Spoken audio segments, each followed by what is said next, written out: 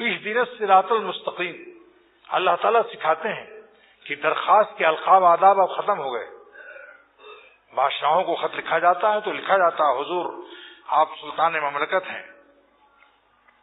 فلاں فلاں آپ کی پاور اور طاقت ہے، مملکت پاکستان کے خزانے آپ کے پاس ہیں.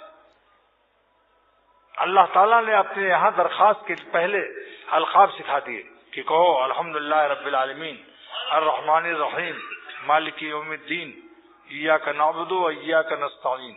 اب القاب ختم ہو گیا، اب مضمون کیا ہے، مانگو کیا. مانگنا بھی سکھا دیا.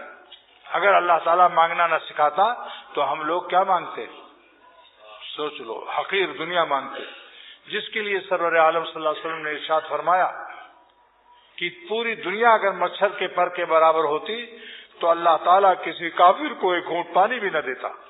تو جو ساری دنیا مانگ رہا ہے ظالم مچھر مانگ رہا ہے. لہذا مانگنے کی چیز کیا ہے؟ صراط مستقیم.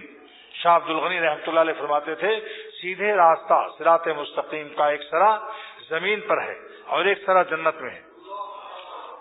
جو اس راستے پر پڑ گیا، ایک صاحب نے مجھ سے پوچھا کہ جنت جانے کا کیا طریقہ ہے؟ میں نے کہا جنت کے قافلے میں شامل ہو جاؤ. اہل جنت کا قافلہ کہیں جا رہا ہو، آپ اسی قافلے میں ان ہو جائیے، ایڈمٹ ہو جائیے، انٹر ہو جائیے، تو کئی فائدے ملیں گے. آپ کے ہنٹر کی سلامتی بھی اسی میں ہے. مسٹر سن لے، اللہ والوں کے ساتھ رہو، بس جینا مرنا ان کے ساتھ رہو. جہاں بکریاں رہتی ہیں 8-10 مل کے، کمزور بکری ہے، بھیڑیا سیریل نمبر سے ترتیب وار ان کو اٹھا سکتا ہے، لیکن اکیلے وہی ہوں تو اٹھا لے جائے گا. 10 بکریاں کمزور کا مجموعہ اگرچہ کمزور ہے، لیکن اس منطق سے بھیڑیا ناواقف ہے. سوچو بھائی، مولوی لوگ ذرا داد تو دو کچھ. بھائی ضعیفوں کا کمزوروں کا مجموعہ کمزور ہوتا ہے یا نہیں؟ 10 لوٹا ناپاک پانی ہے تو مجموعہ ناپاک آئے گا. کمزور کا مجموعے کا نام جانتے ہیں آپ کیا ہے؟ کمازیر. نئے جمع سن لو، کمازیر.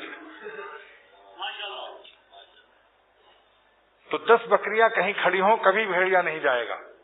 جہاں 10 مسلمان اگرچہ ایمان کے لحاظ سے کمزور ہوں مگر آپس میں محبت سے بیٹھے ہوں، شیطان وہاں نہیں جا سکتا. اور جہاں نیک بندے ہوں، سبحان اللہ، صالحین کے ساتھ رہو، انشاءاللہ زندگی بن جائے گی، صالح ہو جاؤ گے.